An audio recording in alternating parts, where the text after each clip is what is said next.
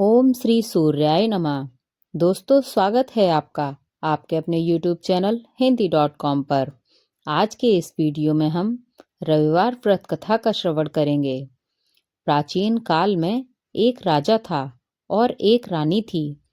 उनके पास सिपाही, घोड़े, दासियां, दास, धन दौलत सब कुछ था। सिर्फ उनके संतान नहीं थी। इसी कारण वे दोनों राजा रानी बहुत दुखी रहते थे।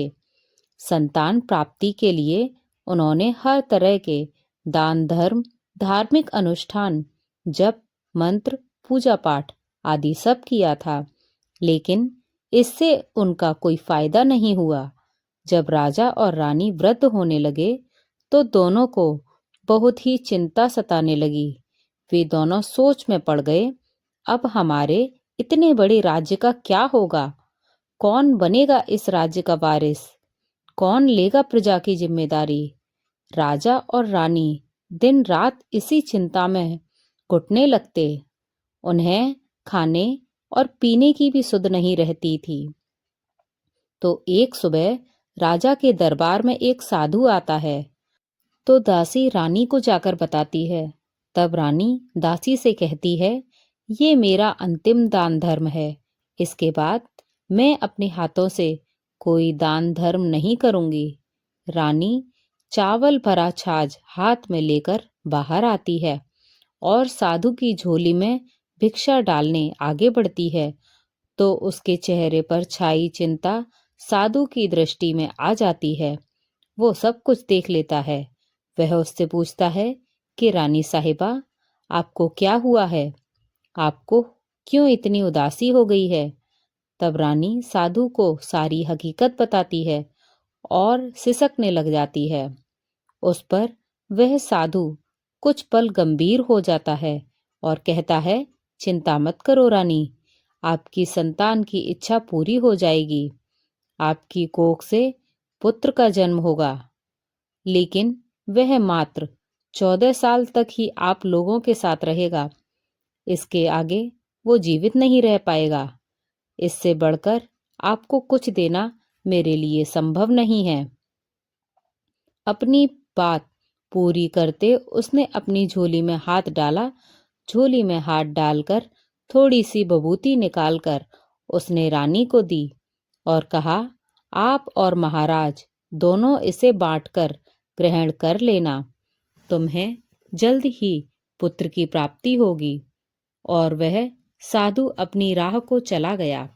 उसके जाने के बाद रानी सोचने लगी कि 14 साल ही सही, उतने समय के लिए हमें पुत्र तो मिलेगा, यही काफी है।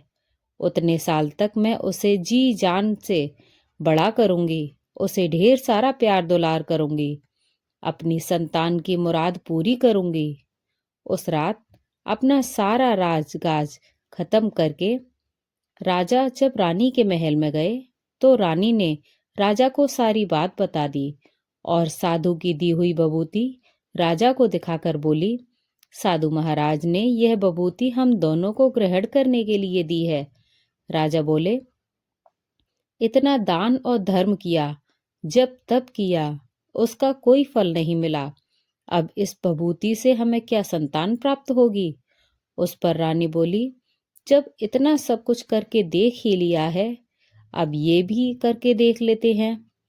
उस साधु के क्रोध को बुलावा दे, ये तो हमें नहीं अच्छा लगेगा। राजा को अब किसी बात पर विश्वास नहीं था, पर रानी को दुख न पहुंचे इसलिए वह राजी हो गया।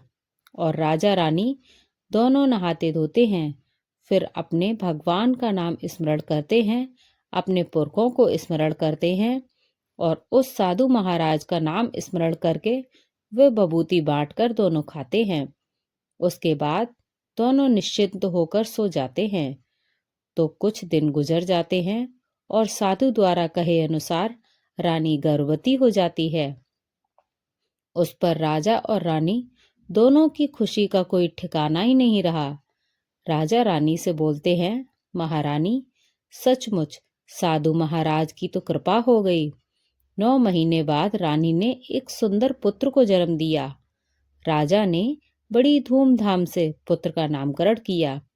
सारे राज्य में 8 दिन तक अनशन तर्पण रखा गया, उत्सव मनाया गया और पुत्र की कुंडली देखने के लिए राज्य के सबसे बड़े विद्वान पंडित जी को बुलाया गया। जो कुंडली देखकर पंडित जी बड़े चिंतित हो गए।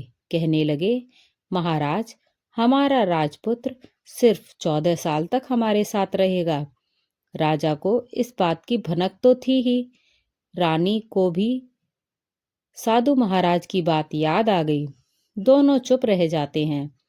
उसके बाद राजा और रानी बड़े प्यार से बेटी की परवरिश करते हैं, उसकी हर ख्वाहिश पूरी करते हैं और थोड़े समय के लिए ही सही, भगवान ने संतान की अपनी मुराद तो पूरी कर दी। इससे वे समाधान मानते हैं। राजपुत्र दिन प्रतिदिन बड़ा होता है। जब वह 7 साल का हो जाता है तो राजा एक अच्छे गुरु की नियुक्ति करके उसे पढ़ाई लिखाई, घुड़सवारी आदि विद्याओं का शिक्षण देते हैं। जब वह सब शास्त्र विद्या में पारंगत हो जाता है और 12 साल की उम्र का हो जाता है, तब एक अच्छी सी राजकन्या खोजकर उसकी शादी करा देते हैं। तो 2 और साल बीत जाते हैं। बेटा 14 साल का हो जाता है। एक दिन राजपुत्र राजा से बोलता है, पिताजी, मैं अपना सारा राज्य घूमकर देखना चाहता हूँ। आज तक मैंने सिर्फ इस रजवाड़े के अतिरिक्त कुछ नहीं देखा है। बेटे की बात सुनकर राजा चिंतित हो जाते हैं, क्योंकि पुत्र को 14वां साल शुरू हो चुका था। अब कोई अनहोनी होने का वक्त नजदीक आ पहुंचा था, लेकिन राजा ये सब बातें पुत्र को बता नहीं सकता था। राजा अपने चेहरे पर खुशी लाकर बेटे से कहता है, हाँ हाँ, जरूर जाओ बेटा, तुम्हें अपना सारा राज्य घूमकर देखना चाहिए। कहाँ क्या है ये सब जानना चाहिए। कल मेरे बाद तुम ही तो राजा बनोगे। बस एक बात का ध्यान रखना, तुम जहाँ जा रहे हो, क्या कर रहे हो, ये बात अपनी पत्नी को नहीं बताना। पुत्र कहता है, ठीक है पिताजी, आपने जो कहा है मैं वैसा ही करूँगा। राजपुत्र दिन भर अपनी पत्नी के साथ रहता है, खुशियाँ मनाता है और रात को 12 बजे उठकर बाहर चला जाता है। फिर सुबह होने से पहले वापस अपने महल में आकर सो जाता है। ऐसा बहुत दिन तक चलता रहा और पुत्र का 14वां साल खत्म होने में कुछ ही दिन बाकी रहे थे। इतने में उसकी पत्नी यानी छोटी रानी रात में जाग जाती है और वह देखती है बिस्तर पर राजपुत्र नहीं है। वहां महल में सब जगह देखती है तो राजपुत्र कहीं भी नजर नहीं आते। तो वह क्या करती है, किससे कहती, वो चुपचाप रहती है। फिर वह स्वयं होने पर देखती है उसका पति अपनी जगह पर सोया हुआ है। वह पति से कुछ नहीं पूछती, लेकिन दूसरी रात भी जब वैसा ही होता है, तीसरी और चौथी रात और कुछ दिनों तक ऐसा ही चलता रहता है, तब रानी बहुत चिंतित हो जाती है। उसके मन में ढेर सारे सवाल उठते हैं, लेकिन उसे पूछने में डर लगता है। शायद पति गुस्सा कर बैठे। सास ससुर से पूछने के बारे में सोचा तो उसकी कुल मर्यादा बीच में आ जाती थी। तो इस तरह वह मन ही मन घुटती रहती थी। इस हालत में उसे खाने पीने में दिलचस्पी नहीं होती थी। वो दुबली पतली होती जा रही थी। तो उस राज्य में फूल बेचने वाली एक बूढ़ी मालिन थी। वो हमेशा छोटी रानी को फूल देने उसके महल में आती थी। उस बुढ़िया का ध्यान छोटी रानी पर पड़ जाता है। वह उससे पूछती है, बेटी, तुम्हें किस बात का दुख है? तुम इस तरह सूखकर कांटा क्यों हो गई हो? इस पर रानी कहती है, क्या बताऊं तुम्हें अम्मा, तुम्हारा राजपुत्र हर रात्रि को बाहर चला जाता है और सुबह वापस लौट कर आ जाता है। वो कहाँ जाता है, क्या करता है, ये सोच सोच कर मैं अन्न जल ग्रहण नहीं कर पाती हूँ और सूख सूख कर इस तरह पतली हो गई हूँ। बुढ़िया सब बात सुनकर उसे एक उपाय बताती है कि बेटा, ऐसा करना, आज रात को तुम सोना मत, उसके पीछे जाकर देखना कि वो कहाँ जाता है, क्या करता है और उसकी अच्छी तरह से पहरेदारी करना। तो छोटी रानी बोली, अगर मुझे नींद आ गई। तो बुढ़िया बोली कि तुम्हें नींद ना आए इसलिए एक काम करना, अपने बाएं हाथ की उंगली में एक जख्म कर देना, उस पर थोड़ी सी मिर्ची छिड़कना, उससे तुम्हें जलन होगी और पीड़ा से तुम्हें रात भर नींद नहीं आएगी। रानी बुढ़िया की कहे अनुसार वही करती है। उंगली की जलन से उसे बड़ी देर तक नींद नहीं आती, लेकिन बाद में वह सो जाती है। दूसरे दिन सुबह बुढ़िया फूल लेकर उसके महल में पहुंचती है और पूछती है, क्या हुआ बेटी, क्या तुम देख पाई कि पति कहाँ जाता है? रानी कहती है, नहीं अम्मा, पहले कुछ समय जलन के कारण मुझे नींद नहीं आई, पर कुछ देर पश्चात मैं सो गई। बुढ़िया कहती है, कोई बात नहीं, आज तुम उंगली पर पहले से थोड़ा बड़ा जख्म करना और ज्यादा मिर्च लगाना। तो रानी ने वैसा ही किया, परंतु वह सिर्फ पति को बाहर निकलते हुए ही देख पाती है, उसके पीछे नहीं जा सकती, क्योंकि उसे फिर से नींद आ जाती है। दूसरे दिन सुबह बुढ़िया आती है तो उसके पूछने से पहले ही रानी रोकर कहती है, अम्मा, आज भी उसकी पहरेदारी ठीक तरह से नहीं कर पाई। बुढ़िया कहती है, रोना नहीं बेटी, सब कुछ ठीक हो जाएगा। तुम आज रात जख्म और बड़ा करना, उस पर ज्यादा मिर्ची लगाना और एक काम करना, जब वह जाने के लिए निकलता है तब उसका रास्ता रोकना। बुढ़िया ने जैसा बताया रानी ने वैसा ही किया। आज रात उसे नींद नहीं आई। पति जब रात को महल से निकलने के लिए चलने लगता है तो वह बुढ़िया ने जैसा बताया वैसे ही करती है। दौड़ कर जाकर पति का रास्ता रोकती है और कहती है, कहाँ जा रहे हो, किससे मिलने जा रहे हो, मुझे बताओ। राजपुत्र उसे समझाने की बहुत कोशिश करता है। देखो, अगर मैंने तुम्हें ये बता दिया तो मैं तुम्हें दोबारा नहीं मिल पाऊंगा। रानी कहती है, कोई बात नहीं, ना मिल पाओ, लेकिन आप रात के समय कहाँ जाते हो ये मुझे बता दो बस। राजपुत्र निरुपा है, हो जाता है, पत्नी की जिद के आगे उसकी एक नहीं चल पाती।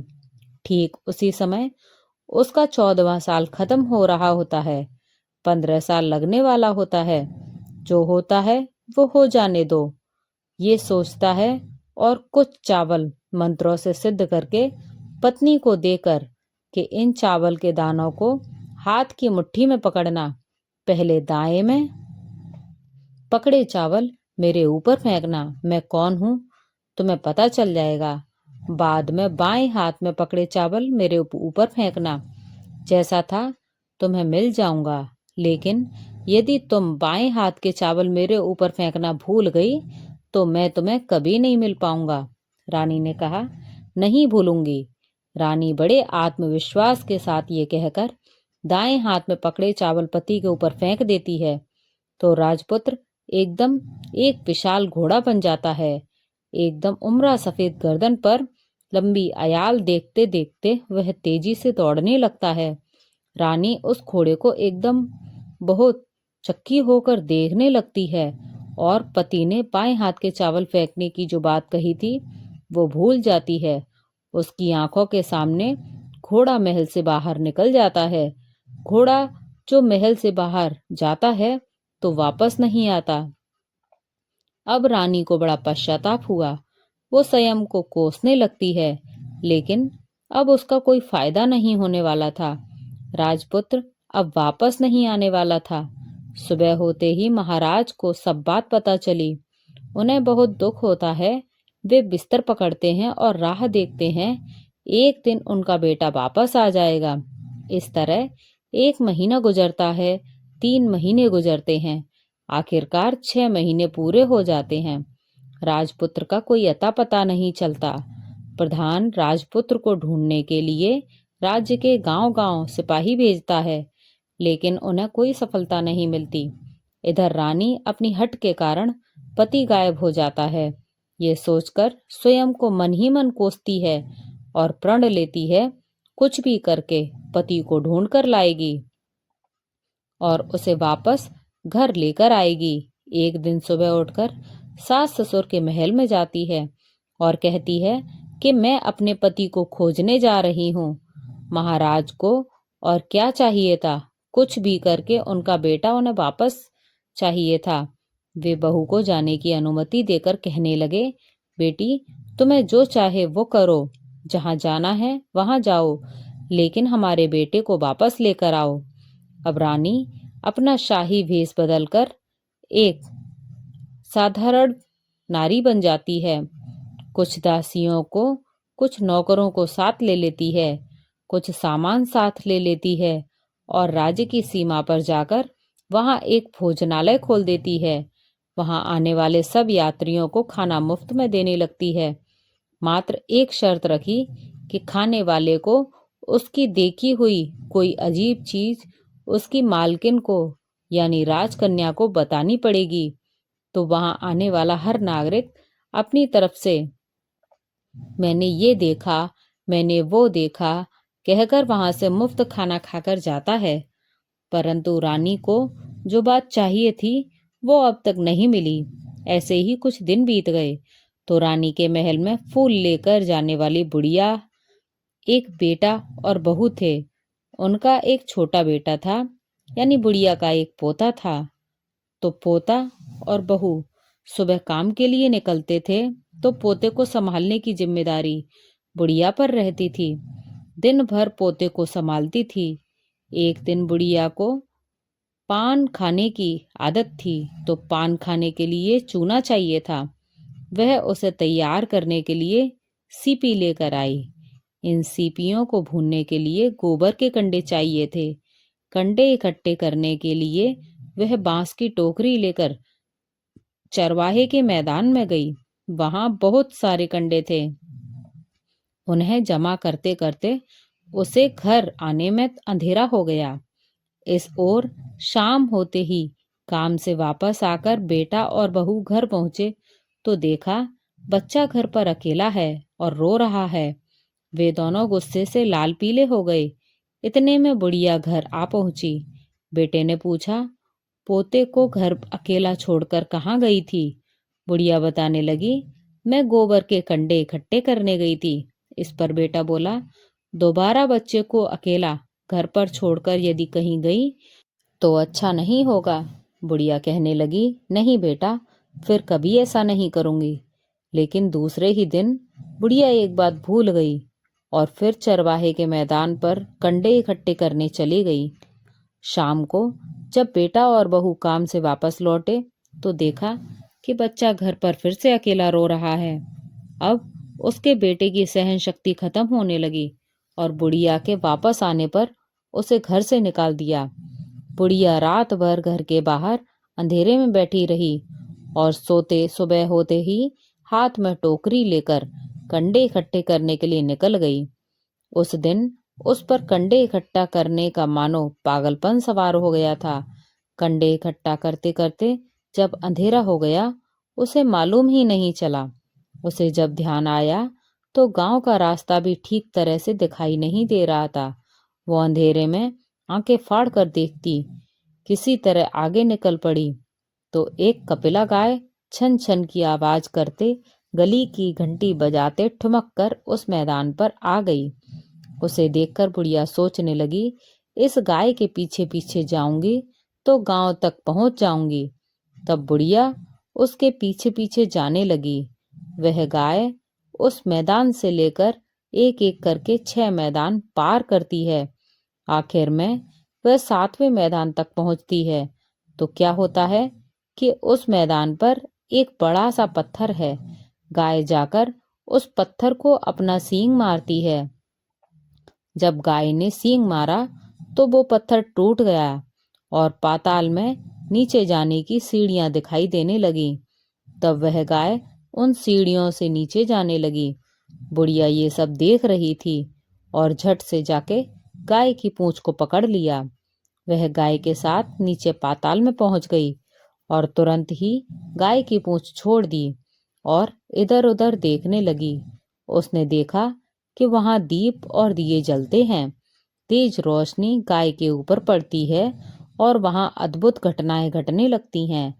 गाय के नीचे जाते ही उसके गले में अपने आप साकल पड़ गई और छम छम करके कोई दूध आड़ी में गाय का दूधने लगा।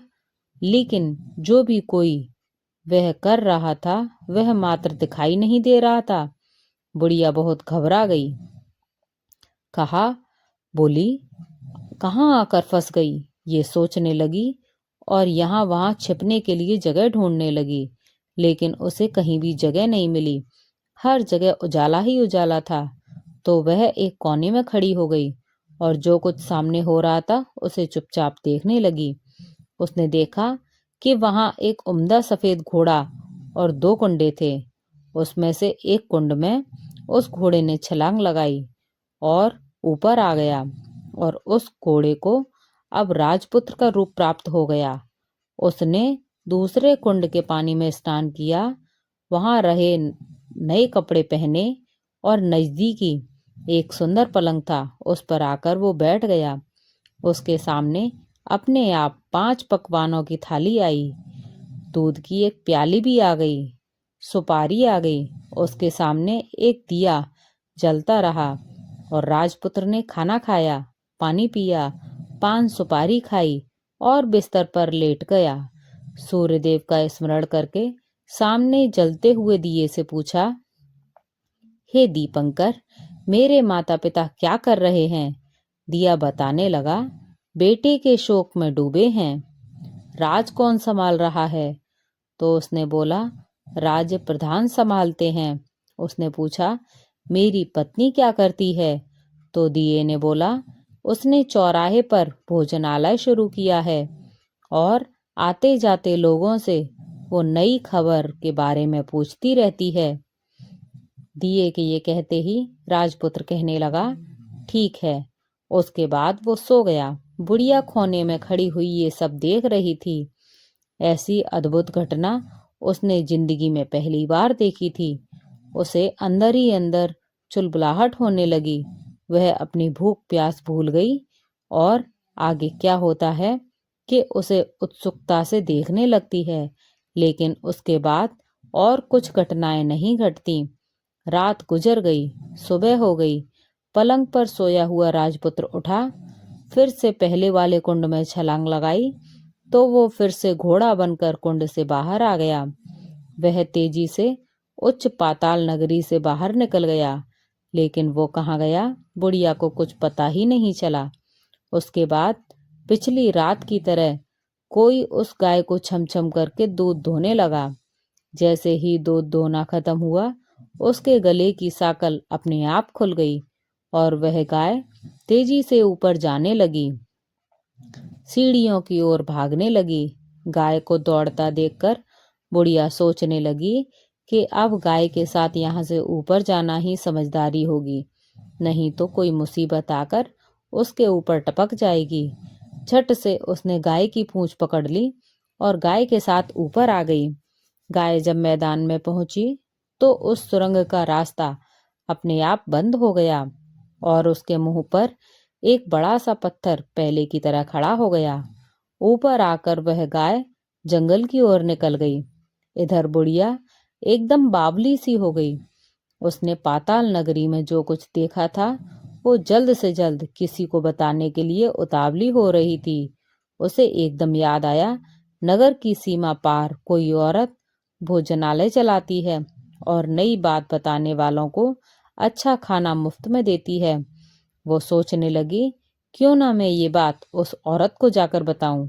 यदि उसे यह बात पसंद आई तो बाकी जीवन खाने पीने की झंझट से मुक्ति मिल जाएगी। बुढ़िया ने मन में तय किया और तुरंत उस भोजनालय के द्वार पर नगाड़े के सामने खड़ी हो गई और जोर जोर से नगाड़ा बजाना शुरू कर दिया।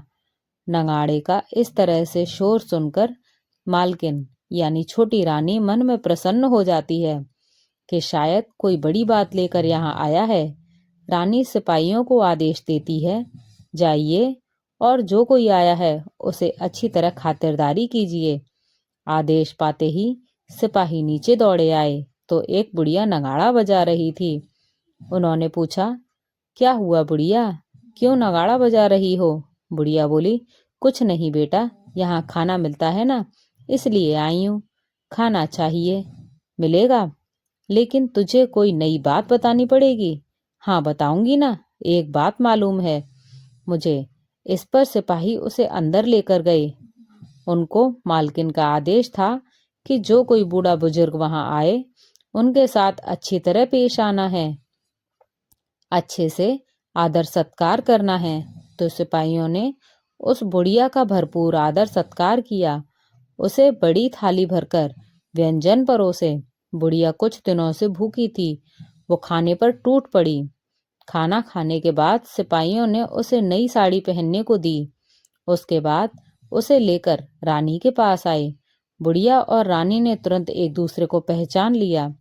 तब रानी ने बुढ़िया से कहा, अम्मा, अब बताओ तुमने क्या नई बात देखी?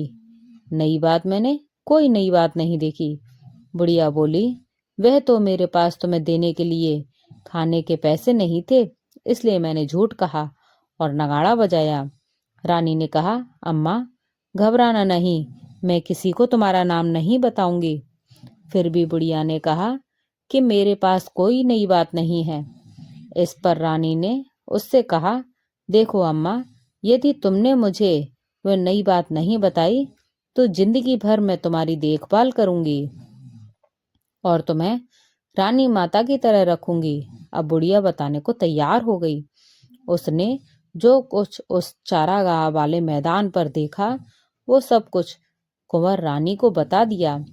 बुढ़िया की वे बातें सुनकर कुंवर को यकीन हो गया और वह राजपुत्र उसी का पति है। वह तुरंत बुढ़िया से कहने लगी कि अब अम्मा मुझे उस जगह पर ले चलो। तब बुढ़िया बोली, नहीं बेटा, वह पाताल राज्य है, सांप है, यदि किसी ने तुम्हें देख लिया तो तुम्हारी जान खतरे में पड़ सकती है। लेकिन रानी उसकी एक भी नहीं सुनती है, उसे उस जगह ले जाने के लिए हठ करने लगती है। आखिर में बुढ़िया ने उसका कहना मान लिया और कहने लगी, ठीक है, मैं तुम्हें वहां ले जा सकती हूँ, पर आज नहीं, कल।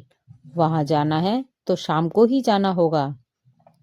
तो दूसरे दिन दोपहर को रानी बुढ़िया के साथ उस मैदान पर गई और एक जगह छुपकर गाय के आने की राह देखने लगी। दिन ढलते ही अंधेरा होने लगा और गाय हमेशा की तरह वहां आ गई। मैदान के उस कोने में जाकर उसने पत्थर पर सींग मारा तो झट से पत्थर हटकर वहां सुरंग में जाने का रास्ता खुल गया। गाय उस रास्ते से नीचे उतरने लगी तो बुढ़िया रानी से कहने लगी, जाओ आगे बढ़ो, गाय की पूंछ पकड़कर नीचे उतरेंगे।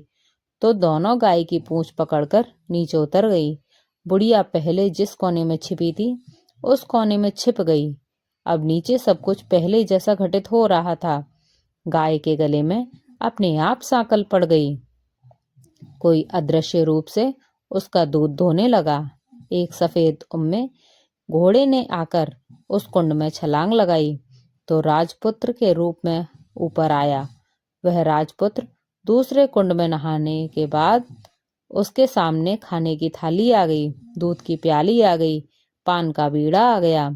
राजपुत्र सब ग्रहण करके सोने के लिए पलंग पर गया तो सोने से पहले सूर्य देव का स्मरण करके वो दिए से पूछने लगा, दीपांकर, मेरे माता पिता क्या कर रहे हैं? तो दिया कोई जवाब नहीं देता है, बल्कि वह बुझने लगता है। तब राजपुत्र को कुछ घटित हुआ, इसका संदेह हो गया, वो उदास हो गया और जो कुछ हुआ वह हो जाने दो, ऐसा सोचकर फिर से बिस्तर पर लेट गया। अब रानी का संयम टूट गया। वह दौड़कर पति के पास गई और उसके पैर पकड़कर आगे बढ़ी और राजपुत्र तुरंत ही पत्नी को पहचान लिया। वो झट से पीछे हट गया और चिल्लाने लगा, नहीं नहीं, मुझे मत छूना, सर्वनाश हो जाएगा। रानी दोनों हाथ जोड़कर पति से अपनी भूल स्वीकार करने लगी। स्वामी, मुझसे भूल हो गई, मुझे आपसे नहीं पूछना चाहिए था कि आप रात को कहाँ जाते हो। मैं अपनी भूल स्वीकार करती हूँ, मुझे मेरी भूल की सजा मिल गई। अब आप घर चलो, आपके वियोग में आपके माता पिता ने बिस्तर पकड़ लिया है। आपकी प्रजा भी बहुत दुखी है। उस पर राजपुत्र कहने लगा, वही तो, एक बार तुम गलती कर बैठी हो, अब दोबारा मत करना, नहीं तो अब मैं तुम्हें जो दिख रहा हूँ वो भी नहीं दिखूंगा। रानी विलाप करने लगी, जोर जोर से जमीन पर सिर पटकने लगी।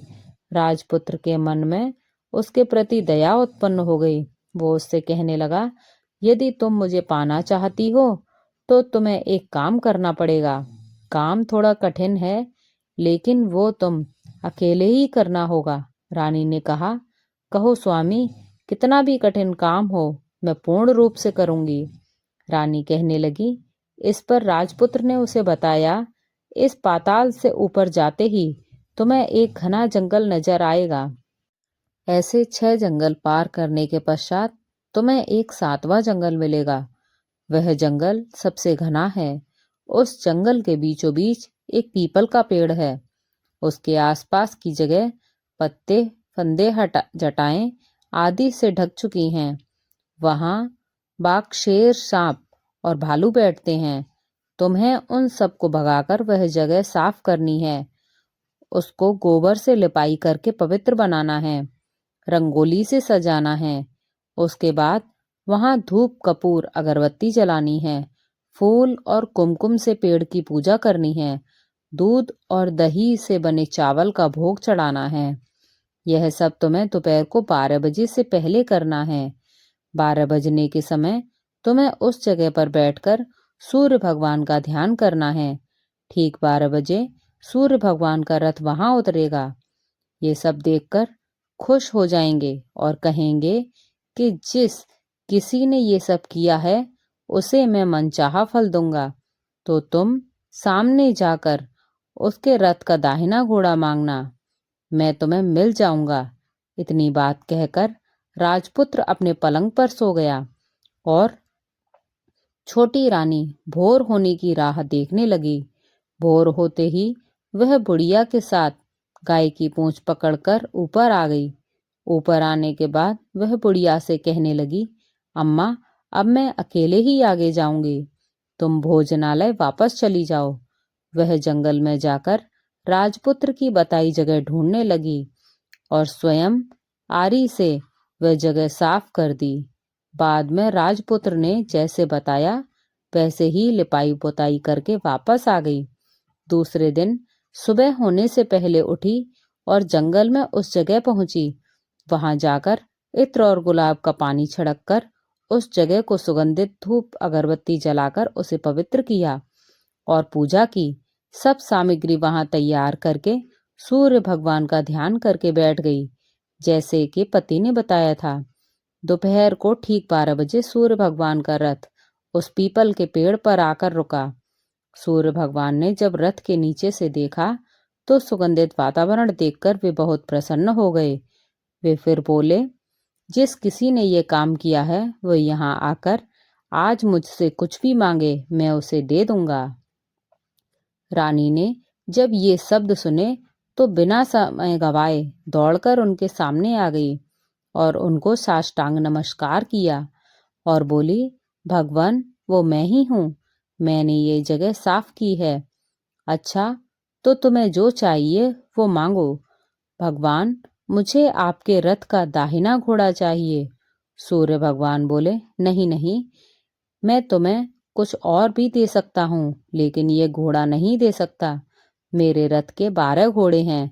तुम चाहो तो कोई और घोड़ा मांग लो, लेकिन ये दाहिना घोड़ा नहीं, वे मैं तुम्हें नहीं दे सकता। छोटी रानी ने एक नहीं सुनी।